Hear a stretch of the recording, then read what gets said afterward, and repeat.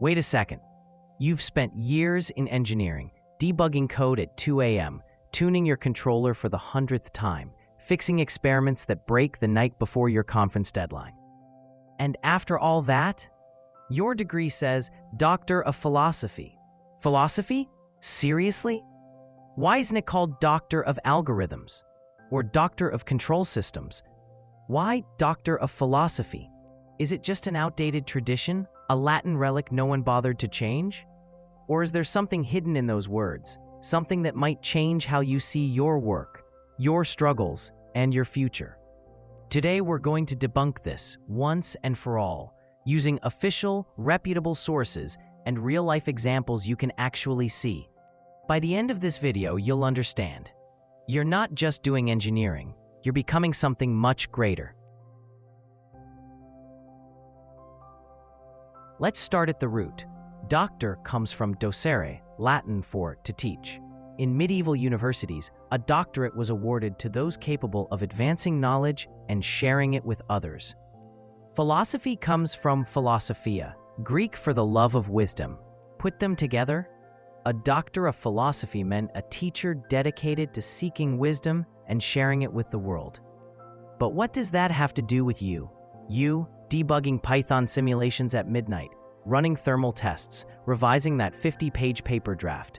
What does it actually mean for you? Let's go deeper. Let's see what the Stanford Encyclopedia of Philosophy, SEP, says about what philosophers actually do. Because philosophy isn't just abstract daydreaming under a tree. It's structured, rigorous, systematic problem-solving. A philosopher thinks deeply about fundamental questions, clarifies fuzzy, complex concepts, engages with past and present arguments, develops well-reasoned positions that change how we understand ourselves and the world. Let's break down how they do it. They start with a fundamental question, something confusing, uncomfortable, urgent, like what is truth? What is justice? Then, philosophers don't just guess. They dive into what others have said, what's been tried, what arguments exist, what failed, what succeeded. Afterwards, they refine these big, vague questions into precise, analyzable problems.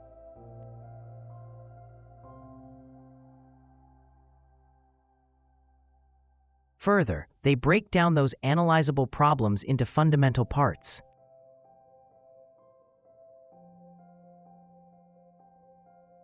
Subsequently, they test these fundamental parts using logic and intuition.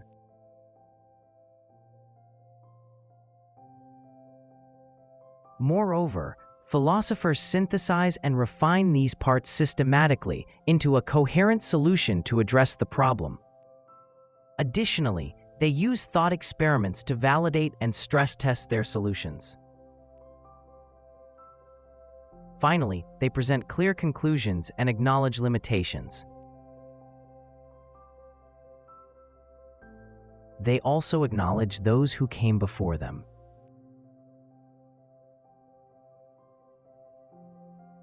And they reference the works of others. Put together, philosophers. First, start with a fundamental question. Second, check different views, past and present. Third, refine vague problems into precise questions. Fourth, break down big problems into arguments. Fifth, test arguments.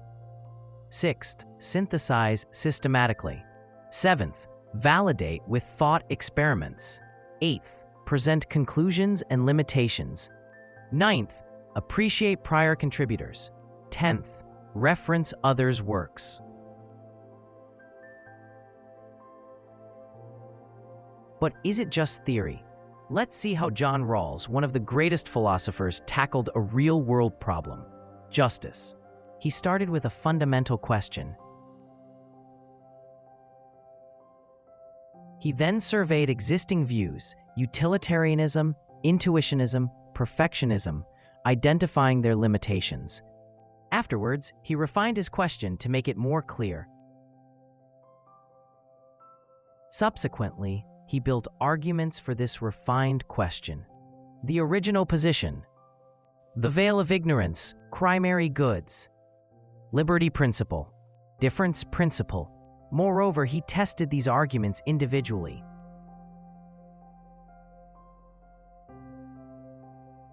Further, he integrated these tested parts into a systematic theory.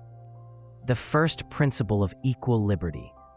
The second principle, difference principle, forming justice as fairness. Additionally, he validated his theory through thought experiments. Finally, he concluded justice as fairness offers a better path to liberty and equality while recognizing its challenges. He also credited colleagues and students for shaping his work. And he referenced Kant's Groundwork of the Metaphysics of Morals, Rousseau's The Social Contract, Hume, Mill, and others. This is philosophy applied to real life. This is the SEP workflow in action. Now, what about you, the engineering student?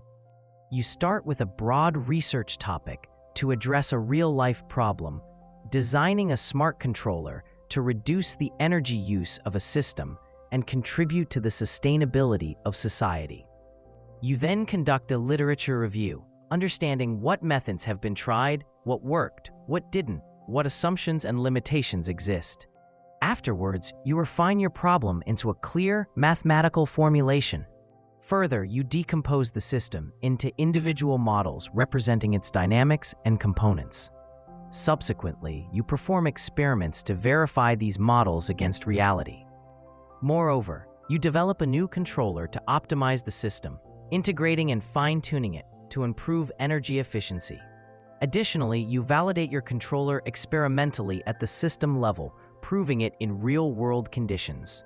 Finally, you present your findings clearly, documenting contributions, results, and future directions. You also appreciate the people who supported you, your advisor, lab mates, and colleagues.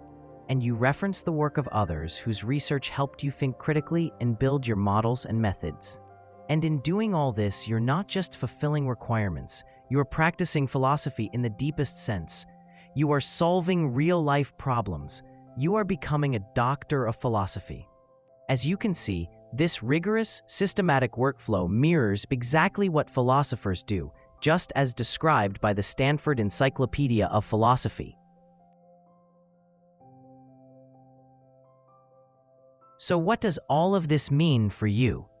It means that every late-night debugging, every failed experiment, every anxious advisor meeting, and every quiet moment of doubt staring at your simulation graphs, they all matter. You're not just grinding for a piece of paper. You're building a mind that can handle complexity when others would walk away. You're learning to think systematically under uncertainty, turning chaos into clarity. You're teaching yourself to break down overwhelming problems into solvable parts instead of running from them. You're learning to see issues from multiple perspectives, challenging your assumptions, finding better answers.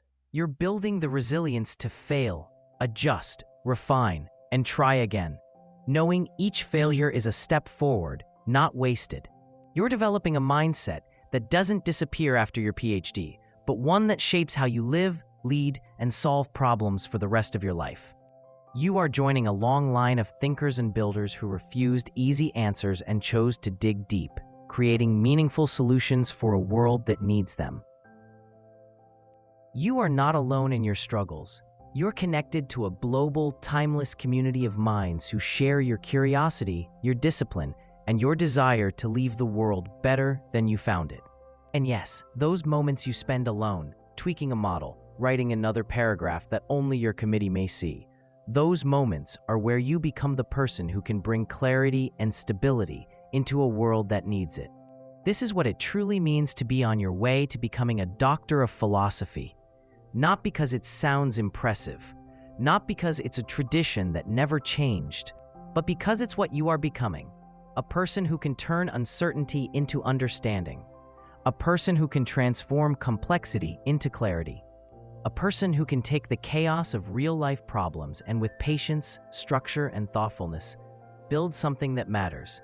And that is something you should be incredibly proud of. If this helped you see your PhD in a new light, I'd love to hear, what does being a doctor of philosophy mean to you now? Share your thoughts in the comments. Your words might be exactly what another PhD student needs to keep going today. If you know someone deep in the midnight grind, send this to them. Let them know they're not alone and that what they're building matters. And if you want more quiet clarity, practical structure, and honest encouragement as you navigate this journey, consider subscribing. This is just the beginning of what we're building here together. Stay steady, stay curious, keep building,